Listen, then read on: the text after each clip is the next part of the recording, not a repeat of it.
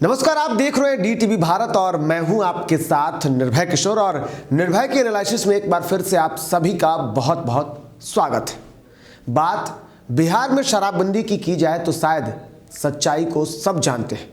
बिहार में शराबबंदी की सच्चाई किसी से नहीं छुपी है, लेकिन आज इसके बारे में जब आप बात करेंगे तो सीएम नीतीश कुमार नाराज हो जाएंगे और ऐसे में आप उनके नज़रों में दोषी हो जाएंगे। क्यों? आज मुख्यमंत्री नीतीश कुमार की नज़रों में मीडिया दोषी है, क्योंकि वह सच्चाई को दिखा रही है। पर सीएम नीतीश चाहते हैं कि मीडिया जो सीएम नीतीश सोचे वही दिखाए।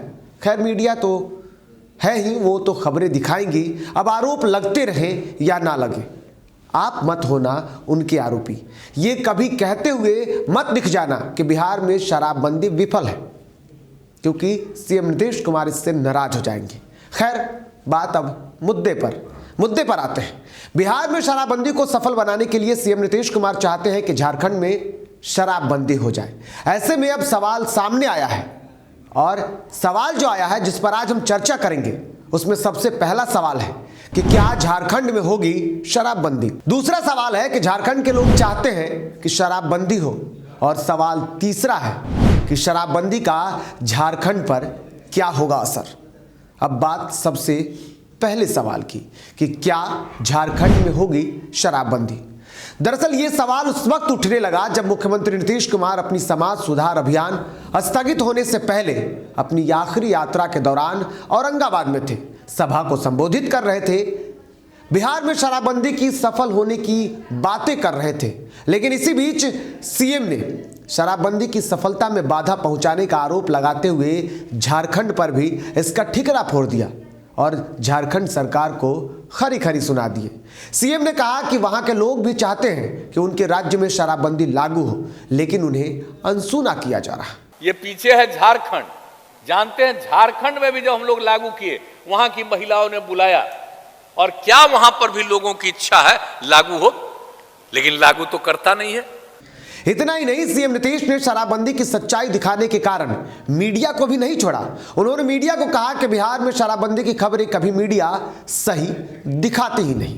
कुछ लोगों का तो स्वभाव गड़बड़ होता ही है, तो कुछ तो गड़बड़ करेगा ही।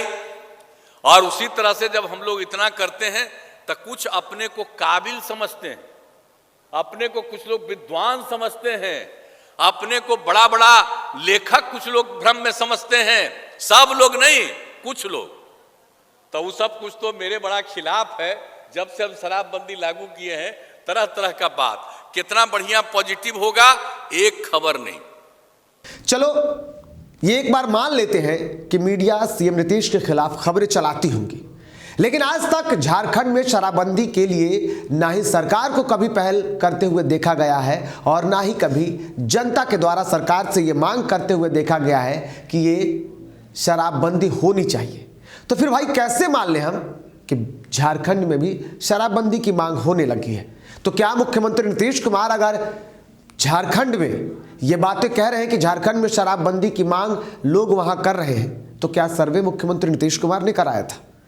क्या मुख्यमंत्री नीतीश कुमार को लोग फोन पर, जो वो सभा में खड़े होकर के मंच से ये कहा करते हैं कि 100 से 150 कॉल अब आते हैं, लोग खुश हैं बिहार में शराबबंदी को लेकर, तो क्या झारखंड के लोग भी अब मुख्यमंत्री नीतीश कुमार को ये कॉल कर बताते हैं कि झारखंड में शराबबंदी हो? खैर, बातें जो भी हो, लेकिन अब तक ऐसी स्थितियां नहीं दिखी है कि झारखंड में शराब की बातें हो। हाँ, एक दो बार जरूर विपक्ष कहे या फिर वर्तमान की जब सरकारें थी तो बीजेपी के कुछ नेता ये जरूर चाहते थे कि झारखंड में शराबबंदी हो, लेकिन फिलहाल ऐसी कोई स्थिति दिख नहीं रही है। अब ऐसे में जब ये बातें सामने आई कि झारखंड के लोग चाहते हैं शराबबंदी, सवाल बड़ा था। हमने कुछ और गहन अध्ययन किया, हमने देखा कि इस सवाल का जवाब आखिर क्या निकलता है। तब कुछ जवाब आया। अब सवाल उठता है कि बिहार की तरह झारखंड में भी शराबबंदी की चर्चा है, तो फिर सरकार ने ऐसा क्यों नहीं किया? अगर लोग ये चाहते हैं, क्योंकि बिहार में जीविका दीदियों ने जब अपनी मांग कर दी तो सीएम नीतीश कुमार ने ये मान लिया, उसके बाद बड़े फैसले ले लिए, तो फिर झारखंड सरकार ने ऐसा क्यों नहीं किया? इस पर सोचने की बात थी। लेकिन इसे जानने के लिए सबसे पहले हम चलते हैं आपको लेकर के 2020 में।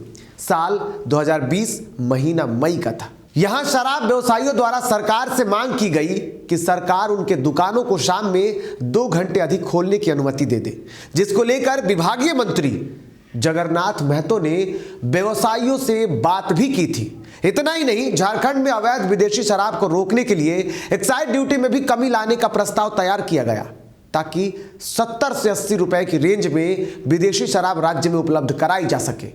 महुआ से बने देशी शराब की बिक्री के लिए उड़ीसा की तरह आउटस्टिल शॉप की व्यवस्था की गई।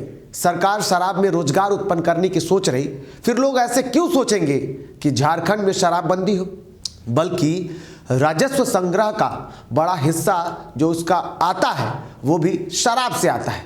तो ऐसे में भला इन सारी स्थितियों के बीच में झारखंड के लोग या झारखंड की सरकार आखिर क्यों चाहेंगी कि झारखंड में शराबबंदी हो, बल्कि और तो और इसके बाधाओं को खत्म करने की बात की जाती है। लेकिन मुख्यमंत्री नीतीश कुमार के इस मांग के बाद या भरी सभा में इतना कहने के बाद सवाल तो उठने लाजमी है। लेकिन कोरोना के काल में जिस तरीके से वर्तमान में अगर आप देखेंगे तो झारखंड में स्कूल बंद है, पार्क बंद है, जिम बंद है, लेकिन शराबबंदी की कोई बातें नहीं हुई, ना ही शराबबंदी की बात हुई, ना ही शराब के दुकानों को बंद किया गया। तो फिर सवाल ये उठने लगे। पिछले 2-3 दिनों में आप देखेंगे तो खुद झारखंड सरकार के इस फैसले पर, हालांकि लोग अब ट्विटर पर अपनी प्रतिक्रिया जरूर दे रहे हैं कि विद्यालय बंद हो गए तो क्या कोरोना शराब की दुकानों से नहीं फैलेंगे, क्या शराब पीने वाले लोगों से कोरोना नहीं फैलेगा। सवाल बड़ा है और इस पर लगातार चर्चा हो रही है, लेकिन किसी ने यह नहीं कहा कि झारखंड में शराबबंदी होनी चाहिए।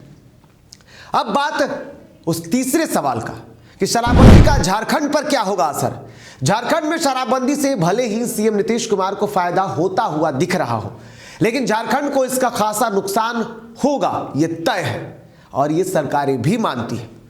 दरअसल झारखंड में भी शराब राजस्व संग्रह का बड़ा माध्यम है, जो वाणिज्य कर विभाग को राजस्व संग्रह का बड़ा सहयोगी भी माना जाता है, क्योंकि झारखंड में वाणिज्य कर विभाग सबसे बड़ा राजस्व संग्रह का एक विभाग है।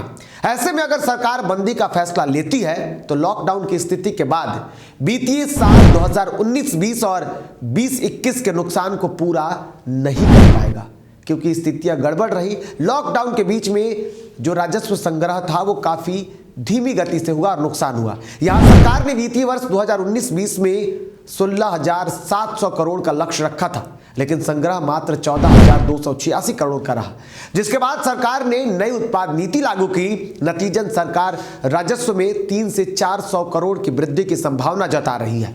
अब ऐसे में कौन होगा या कौन चाहेगा, क्या सरकार, झारखंड सरकार ये चाहेगी कि शराबबंदी करे? लेकिन सीएम नीतीश कुमार जरूर चाहते हैं कि झारखंड में शराबबंदी हो, क्योंकि बिहार में शराबबंदी की सफलता चाहिए।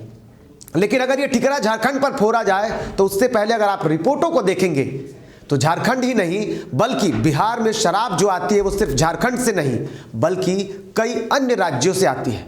अब देखना है कि झारखंड सरकार सीएम नीतीश को खुश करती है या फिर झारखंड के लिए सोचती है, ये तो वक्त बताएगा। लेकिन इस विश्लेषण में ये तय हुआ या देखा गया या स्थितियां जो बताई उसमें यही लगा कि सिर्फ और सिर्फ सीएम नीतीश चाहते हैं कि झारखंड में शराबबंदी हो। ना ही सरकार ने ऐसा कुछ कहा है, सोचा है, और ना ही वहाँ के लोगों ने। लेकिन क्या आप चाहते हैं कि झारखंड में शराबबंदी हो? तो अगर आप हमें फेसबुक पर देख रहे हैं तो कमेंट करके हमें ये जरूर बताएं और साथ ही साथ ये भी बताएं कि ये विश्लेषण आपको कैसा लगा। अगर आप हमें यूट्यूब पर देख रहे हैं तो भी वहाँ पर आप कमेंट करें। इसके साथ साथ अगर अब तक आपने हमारे चैनल को सब्सक्राइब नहीं किया है तो सब्सक्राइब करें। इसके अलावा नोटिफिकेशन के लिए आप नोटिफिकेशन बटन को दबाएं, जो कि सब्सक्राइब के ठीक बगल में घंटी है, उसको दबाएं और देखते रहें DTV भारत। फिलहाल मुझे दीजिए इजाजत, नमस्कार।